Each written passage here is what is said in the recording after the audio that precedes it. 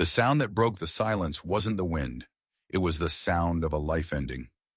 Out here in the vast, crushing emptiness of 1876, you learned to listen. You learned the difference between the cry of a hawk and the scream of a rabbit.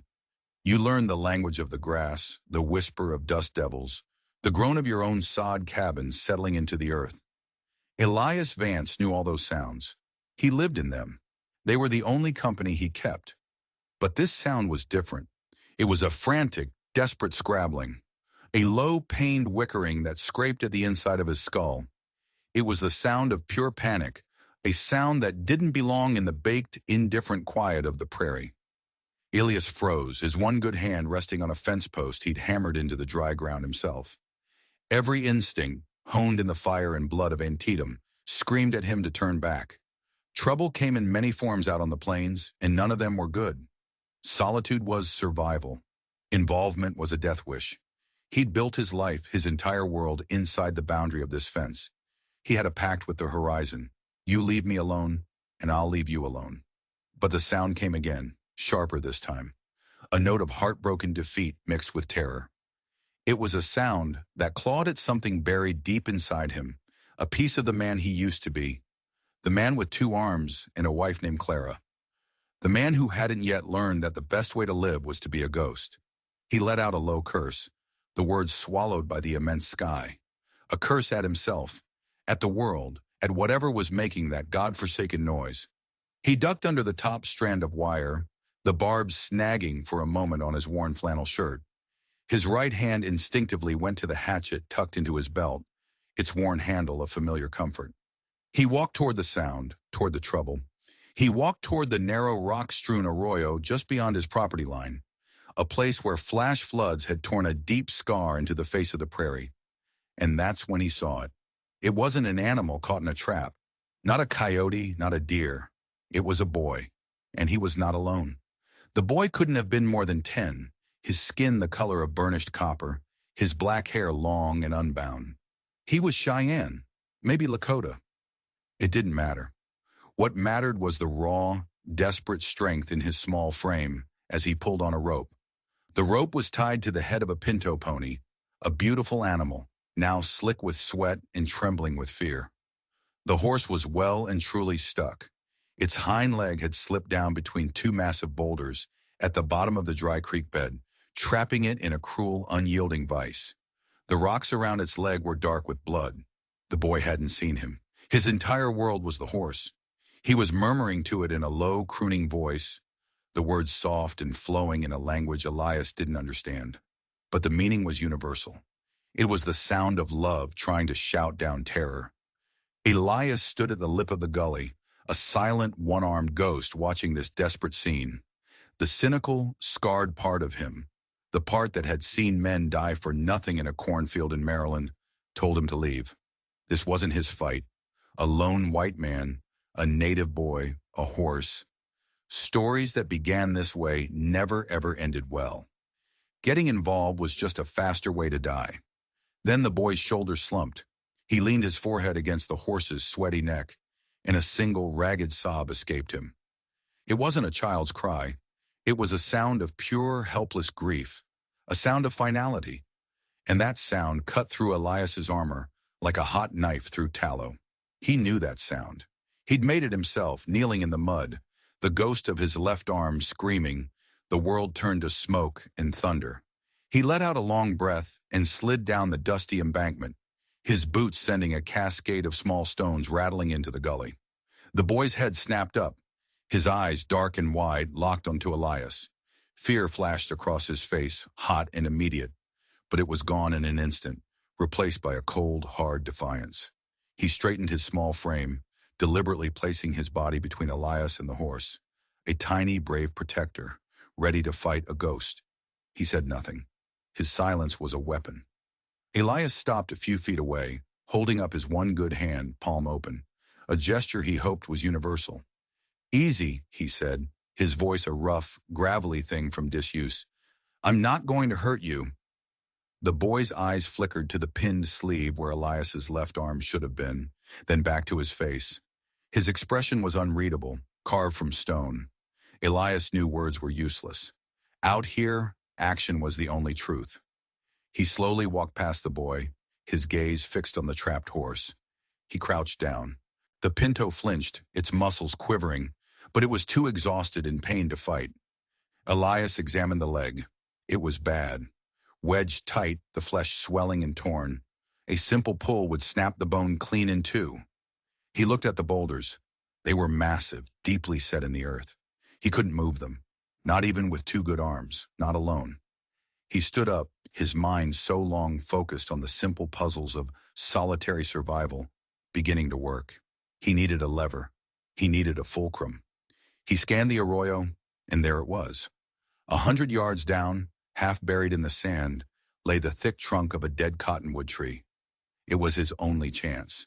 He looked back at the boy, who was watching his every move, his dark eyes missing nothing. Elias pointed to the dead tree.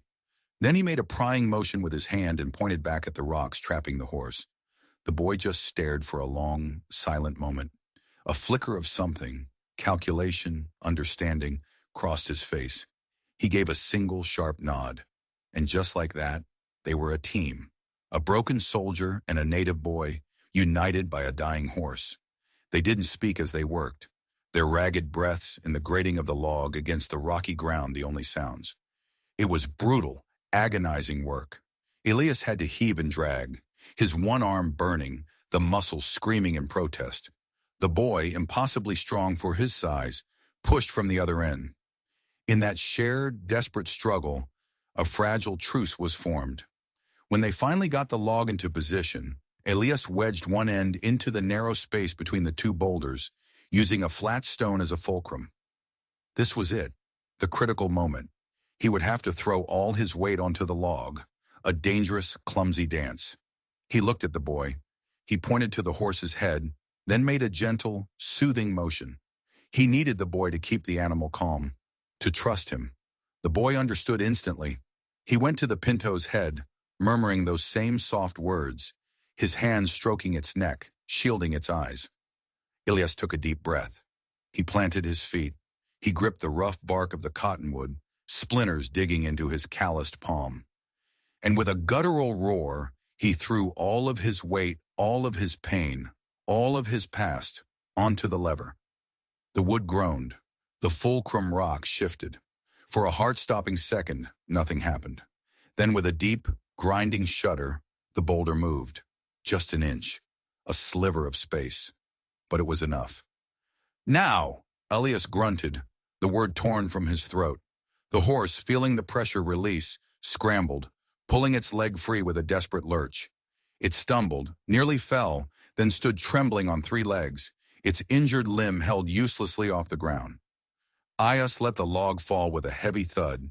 He stood, breathing heavily, sweat stinging his eyes.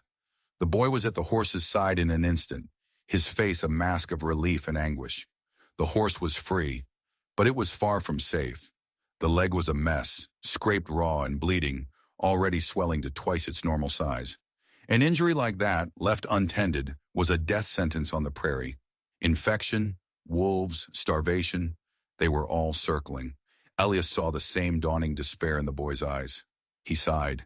He'd already waded in this far. Might as well cross the river. "Come on," he said, more to himself than the boy. He gestured toward his cabin, a thin plume of smoke rising from its stone chimney in the distance. "It needs water, and that leg needs cleaning." The boy hesitated for only a second. He looked at his hobbling horse, at the vast, empty prairie, and then at the one-armed man. He looped the rope around the pinto's neck and coaxed the animal forward, following the stranger. The journey to the cabin was a slow, painful crawl under the blazing sun. When they finally reached the small corral, Elias worked with practiced efficiency. He drew a bucket of cool, clean water from his well. Then he went into his small barn and returned with a wooden box of meager medical supplies, carbolic acid, clean rags, and a foul-smelling salve he made from pine tar. "Hold him steady," he told the boy. As he knelt to clean the wound, washing away the dirt and gravel, his touch was surprisingly gentle. He worked in silence, focused on the task. The boy stood at the horse's head, murmuring constantly, a steady stream of soft, reassuring words. And that's when Elias saw it. Hidden beneath the blood and the dirt, just above the swollen joint, was something that didn't belong. It wasn't a cut from the rocks. It was a small, neat, puckered hole. A bullet hole. Elias went cold. This wasn't an accident. This horse had been shot. The entire situation shifted, became something sharp and dangerous. The boy wasn't just a boy with a lame horse. He was a boy with a horse that someone had tried to kill, and that someone was probably still out there. Elias finished bandaging the leg with a strip torn from a flour sack. He stood up slowly, wiping his hand on his trousers, his mind racing. Who shot the horse? Settlers? Prospectors? The army? He looked at the boy, who was staring at the fresh bandage, his face unreadable. The boy then looked up at Elias and for the first time spoke to him in halting, carefully pronounced English. You helped. Elias just nodded, his throat suddenly dry. Horse is a good horse. Shame to lose it. The sun was setting, painting the clouds in fiery strokes of orange and purple. The boy knew he couldn't take the horse. Not like this. He looked from his injured friend to the vast, darkening prairie, a silent war playing out on his young face. Elias heard himself speaking, the words surprising even him. It can stay here, in the corral. There's water. I'll give it hay. You come back for it when it can walk. He was offering more than shelter. He was offering trust, a trust that defied everything he knew about this harsh, unforgiving land. He was inviting the very trouble he'd spent years avoiding right into his home. The boy's gaze was searching, intense. He looked at Elias, at his empty sleeve, at the weary lines around his eyes. He saw something there, something other than an enemy. He gave another of his solemn, decisive nods. He went to his pinto, whispered something in its ear, then turned. He gave Elias one last, long look, and without another word, he set off on foot, a small, solitary figure swallowed by the immense twilight. Elias watched him go until he was nothing. He was alone again, with an injured horse that had been shot and a promise that a boy would return. As night fell, the silence of his cabin felt different. It was no longer empty. It was filled with the heavy electric feeling of a coming storm. He had just invited a war to his doorstep. He just didn't know which side would be firing the first shot. The next morning, before the sun had even bruised the eastern sky, Elias was in the corral. The pinto was drinking, but refused to put any weight on the bandaged leg. Elias checked the wound. It was clean, but the swelling was angry and hot. He felt a gnawing unease. Helping the boy had felt right, a flicker of the man he once was. But the bullet hole changed everything. It was a complication he couldn't ignore. This wasn't just a matter of a boy and his horse anymore. This was a secret, and secrets on the prairie had a way of getting you killed. He spent the morning mending a section of his fence line, his eyes constantly scanning the horizon, searching for movement. Every dust devil looked like a rider. Every shadow seemed to hold a threat. The profound isolation he had once craved now felt like a cage. He was exposed, a man with one arm, a secret, and a horse that wasn't his. Around noon, he decided he had to know. He went back to the pinto, murmuring softly to calm it. He carefully unwrapped the bandage, his fingers probing the swollen flesh around the wound. The horse flinched but held steady. His fingers found it almost immediately. A small, hard lump lodged deep in the muscle. Working with the tip of his skinning knife, he was careful, his movements precise. After a few tense minutes, a small, misshapen piece of lead fell into his palm. He stared at it. It was conical, heavy. Army issue. On my .45-70 Springfield cartridge. Fired from a government rifle. A cold dread washed over him, the kind he hadn't felt since the cannons started roaring at Antietam. The boy hadn't just found a horse that had been shot. He was riding a horse that had been shot by a U.S. soldier. Was the horse stolen? Was the boy a fugitive? Elias was now harboring evidence of a crime. He was an accomplice. He was sheltering an enemy of the United States Army. He quickly rebandaged the leg, his mind a whirlwind of terrible possibilities. He dropped the lead slug into his pocket, its weight a constant, damning reminder of the choice he had made. He had to hide the horse. He couldn't leave it in the open corral. He led the limping animal into the dark, cool interior of his small barn, a place that smelled of hay and dry earth. He closed the heavy wooden door, plunging the space into near darkness, leaving only thin slivers of light cutting through the cracks in the walls. It felt like he was burying himself alive. He spent the rest of the day in a state of high alert, the hatchet never leaving his belt, his old rifle cleaned and loaded, leaning against the door of his cabin. The silence pressed in on him, heavier than ever, filled with unspoken threats. He had crossed a line. There was no going back.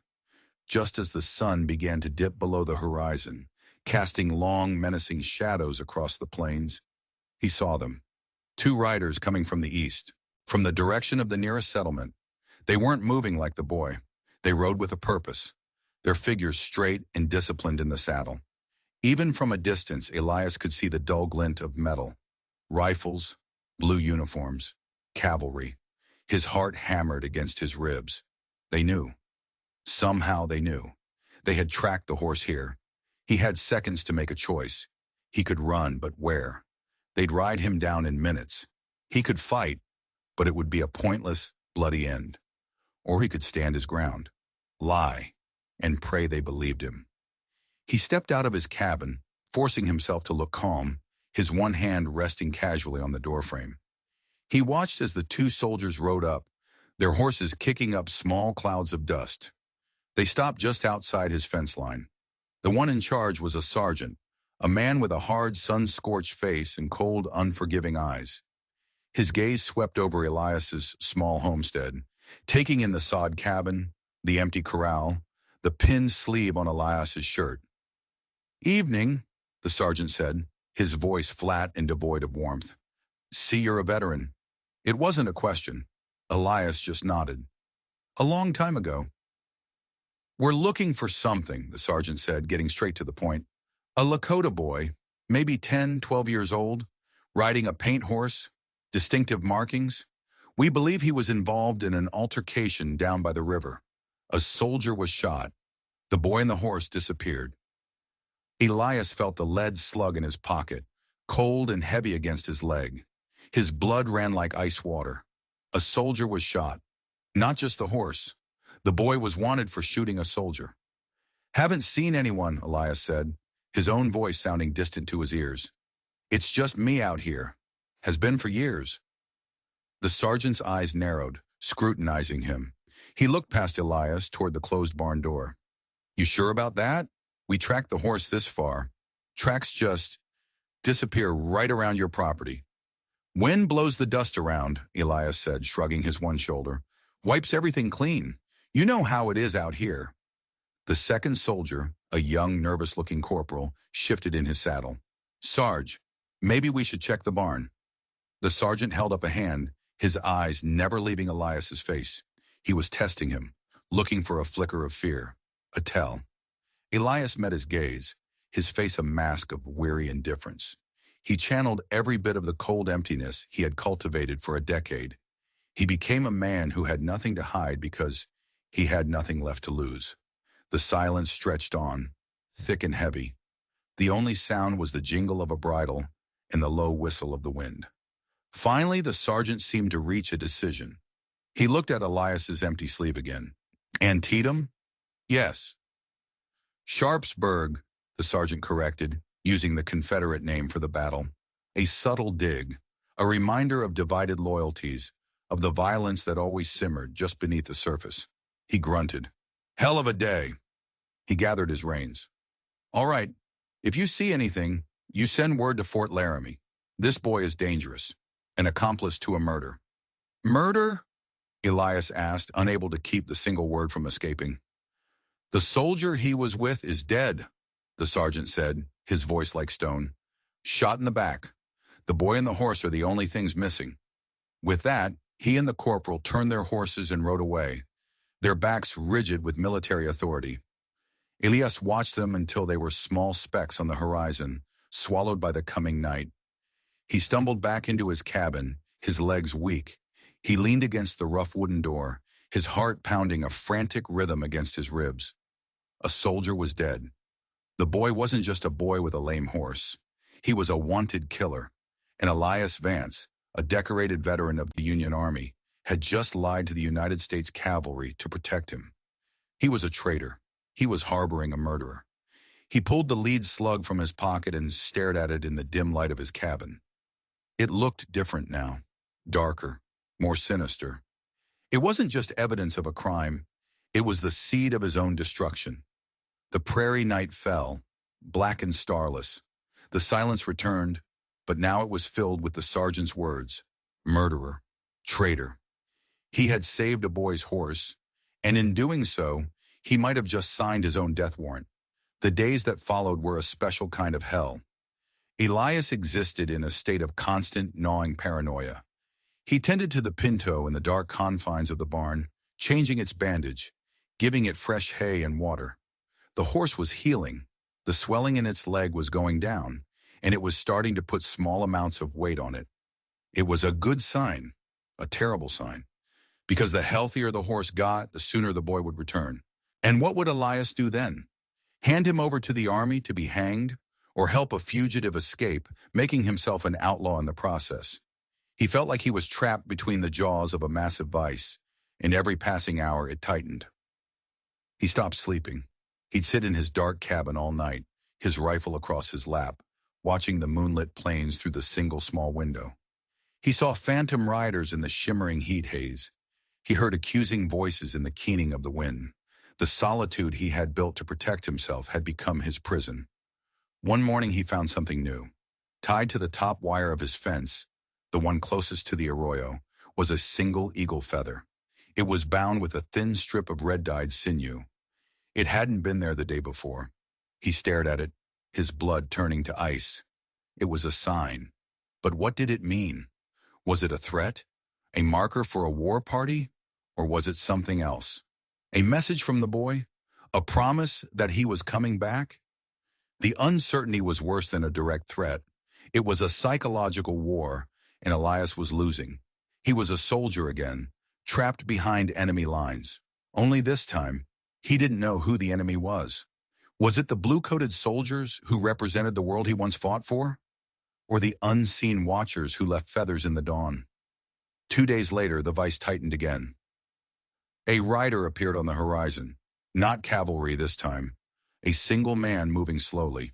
Elias watched from his cabin, his rifle ready. The rider wasn't armed for war. He looked like a prospector or a drifter. But as he got closer, Elias recognized him. It was Silas Croft, a bitter, gossiping rancher from a spread 20 miles east. A man who made it his business to know everyone else's. A man with a deep, abiding hatred for the native tribes. Croft rode right up to the fence, his eyes narrowed and suspicious. "Vance," he called out, his voice thin and reedy. "Heard the army was out this way, poking around your land." Elias stepped outside, his face a stony mask. They were, looking for someone. "A little Lakota devil," Croft sneered, spitting a stream of tobacco juice near Elias's fence post. "Heard he shot a trooper in the back. Stole his horse. Good riddance to the trooper, if you ask me.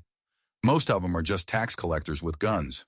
But the boy, they'll make an example of him. They have to." Elias said nothing. He just waited. Croft's eyes scanned the property, lingering on the closed barn door. "Funny thing is, they said the tracks led right here, then vanished, like the devil just flew away." He smirked, a nasty, knowing look in his eyes. "You wouldn't know anything about that, would you, Vance? A man with a barn big enough to hide a horse." "I told the army what I know, Croft," Elias said, his voice low and dangerous. "Which is nothing." "Right," Croft chuckled, a dry, rattling sound. "Well, there's a bounty. 50 silver dollars for the boy, dead or alive. Another 20 for the horse. A man could do a lot with $70. A man with only one arm might find it especially useful."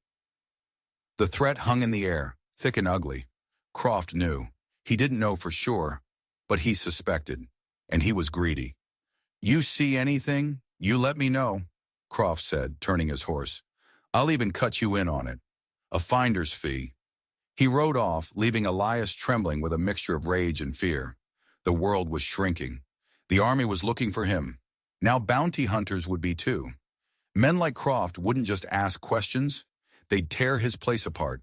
They'd shoot first and worry about the truth later. The eagle feather. The cavalry. Now Croft. The circle was closing. That night a storm rolled in. A violent, spectacular prairie thunderstorm that shook the very foundations of his sod house. Rain fell in blinding sheets, and lightning tore jagged scars across the black sky. In the flashes of light, Elias thought he saw them. Figures, watching from the low rise to the north, standing perfectly still, unmoving in the deluge. He told himself it was the play of light and shadow, his mind cracking under the strain. But when the sun rose the next morning on a clean-washed world, he found them. Footprints, dozens of them, barefoot and moccasin prints, all along the ridge. They had been there. They had been watching him all night. They weren't threatening him, not yet. They were waiting, just like him, waiting for the boy to come back, waiting to see what the one-armed soldier would do. He looked at his barn, where the pinto was now walking with only a slight limp. The time for waiting was over. The time for choosing a side was here. He went to his cabin and took out the small, worn tintype photo he kept wrapped in an oilcloth. It was of Clara, her smile soft and sad. He had come out here to escape the world that had taken her, the world that had taken his arm. He had come out here to be left alone, but the world had found him. It had sent him a boy, a horse, and a war. He put the photo away. He picked up his rifle. He had made his choice when he'd lied to the sergeant. He had chosen the boy. Now he would have to live or die with that decision. He didn't have to wait long. A week to the day after the boy had left, the waiting ended. It was dawn. The air was cool and clean after the storm. Elias was by the corral, watching the pinto take a few careful, nearly sound steps. The leg was almost healed, and then a sliver of movement on the northern ridge caught his eye. His blood ran cold. It was not one rider. It was a line of them, dark silhouettes against the pale, fragile blue of the morning sky. He felt a primal dread wash over him, a feeling that went beyond the fear of battle. This was something ancient, elemental. The line grew. It spilled over the crest of the hill like a dark, silent river. There were dozens, then scores. He tried to count, his mind numb, but lost track after 200. There had to be double that. 400 warriors, maybe more. They were not a hunting party. They were not a band of drifters. They were an army. They moved with a fluid, terrifying discipline that spoke of absolute power and singular purpose. Sunlight glinted off lances and rifle barrels. Their faces were painted. Their presence radiated a controlled energy that made the very air vibrate with menace. His heart hammered against his ribs. The stories from the settlements, the whispered fears of settlers, it was all coming true. Right here, on his doorstep. This was the response. The feather wasn't a warning, it was a promise. He had been a fool, a sentimental old fool, to think his small act of kindness, his lie to the cavalry, would be met with anything but this. They had used him. They had let him heal the horse, and now they were coming to take it back, and to silence the only witness. He backed away from the corral, his mind racing. There was no escape. His mare was fast, but not that fast. His cabin was sturdy, but it was a trap. A coffin made of sod and wood. His rifle held one shot, with only 5 more cartridges in a box on the mantel. A meaningless gesture against such a force. The riders descended the slope and spread out, forming a vast, silent crescent that enclosed his homestead. A perfect military maneuver designed to cut off all retreat. They stopped 100 yards from his cabin, a silent, intimidating wall of men and horses. The world fell absolutely quiet. Elias stood by his door, his one hand clenched into a fist. The phantom limb, the ghost of his left arm, ached with a ferocity he hadn't felt in years. He could run inside, bar the door, and die in the dark. Or he could face it. He thought of Antietam.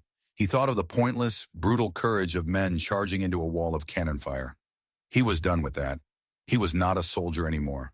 He was just a man on a piece of land who had made a choice. With a resolve that felt less like bravery and more like pure, weary resignation, he did the one thing they would not expect. He did not raise his rifle.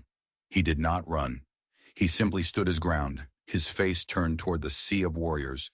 His empty sleeve, pinned neatly at the shoulder, was a stark declaration of all he had lost. He waited. From the center of the line, a single rider emerged. He was a man in his prime, powerfully built, his face a mask of stern, unforgiving authority. He wore a magnificent war bonnet of eagle feathers that trailed down his back, a river of honor and prowess. He rode a powerful black war horse that seemed to exude the same potent energy as its master. This was the chief. He rode forward slowly, with an unnerving confidence, his dark eyes fixed on Elias. He stopped 20 paces away. The silence was absolute. The entire world seemed to be holding its breath. Elias met the man's gaze, his own expression unyielding. He had faced generals and colonels. He had faced death itself. He would not show fear now. Then from behind the formidable warrior, a second, smaller figure appeared. Riding the panto Elias had saved. It was the boy. The horse was still favoring its leg, but it walked steadily. The boy guided the horse to stand beside the chief. He looked at Elias, and there was no fear in his eyes, only a calm, steady resolve. He pointed a small, unwavering hand toward Elias. Then he turned and spoke to the chief, his father, in the flowing Lakota tongue. His voice was clear and carried in the stillness. He spoke for a long time, his words painting a picture Elias could not understand, but could feel. He gestured to the pinto's now healing leg. He gestured to the barn where it had been sheltered. He gestured to the empty prairie where the cavalry had ridden. And finally he pointed to Elias's empty sleeve. When the boy finished speaking, the chief, Tashunka, dismounted. He handed the reins of his war horse to another warrior and began to walk toward Elias. He moved with a slow, deliberate grace, his eyes never leaving Elias's face. Every step was measured, heavy with meaning. This was it, the judgment. Elias's hand, which had been clenched into a fist, slowly relaxed. He did not understand what was happening, but he knew with a certainty that settled deep in his bones that this was not a simple attack. It was something more complex, something more terrifying. Tashunka stopped directly in front of him. He was taller than Elias, his presence immense. His gaze was intense, searching. He looked from Elias's face to the pinned sleeve, and his expression, which had been stern and unreadable, softened. But only for an instant. It hardened again into something like granite. He raised his hand, palm out. But it wasn't a sign of peace. He pointed a single, accusatory finger at Elias. Then he spoke, his voice deep and resonant. An older warrior standing nearby began to translate, his English as solemn and grave as the chief's tone. "I am Tashunka, chief of this people." He paused, his eyes locking with Elias's. "My son, Chetan, tells a story. He says a soldier with one arm helped him." The translator's voice was cold. "But we find the tracks of other soldiers here, the horse soldiers. They came to your door. You spoke with them, and then they rode away." Tashunka took another step forward, his voice dropping to a low, dangerous growl. "You are a white man, a soldier. They are your people. Did you tell them? Did you tell them a Lakota boy was here? Did you trade my son's life for your own safety?" The accusation hung in the air, sharper than any arrow. This wasn't a war party, it was a trial. And Elias was the one on trial. The 400 warriors were not an army. They were the jury. The world narrowed to the space between him and the chief. Every fear, every doubt, every choice he had made in the last week crashed down on him. He could lie. He could try to save himself. But he was done with lies. He looked Tashunka square in the eye. "I told them I saw nothing," Elias said, his voice clear and steady. "I told them they were chasing the wind." A murmur went through the assembled warriors. Tashunka's expression did not change, but Elias saw a flicker of something in his eyes. Respect? Surprise? Tashunka continued his interrogation. "My son says the horse was shot by a soldier's gun. The men who came here. They say my son shot a soldier, that he is a murderer." He leaned in closer, his voice a low whisper that was more intimidating than any shout. "What is the truth? What did you see? Tell me now, one-armed soldier. Why should I believe you are not a liar, like all the others?" This was the final test. The chief was not just asking for facts. He was weighing Elias's soul. Elias reached into his pocket. His fingers closed around the small, heavy piece of lead. He pulled it out and held it in his open palm. This is the truth, Elias said, his voice ringing with a conviction he hadn't felt in a decade. I took this from the horse's leg. It is a soldier's bullet, but the man who fired it was no soldier. A soldier does not shoot a boy's horse. A soldier does not shoot another man in the back. He looked past Tashunka to the boy, Shaitan. I do not know what happened by the river. I only know what I saw. I saw a boy trying to save his horse, and I saw a man who would do anything to protect his family. That is not a murderer. That is a warrior. A deep, profound silence fell over the plains. Tashunka stared at the bullet in Elias's palm. He looked at Elias's weary, defiant face. He looked at his own son, who sat tall and proud on the pinto. And then the stone mask of the chief finally cracked. A slow, genuine smile spread across his face. He let out a deep, rolling laugh that seemed to echo across the prairie. It was a sound of immense relief, of respect hard-earned and freely given. He placed a heavy hand on Elias's one good shoulder. The translator spoke again, but this time his voice was warm. Our chief, Tashunka, says you have a strong spirit, a true spirit. Tashunka began to speak, his voice now resonant with emotion. The soldier was a thief, the translator explained. He stole from our women. He beat our children.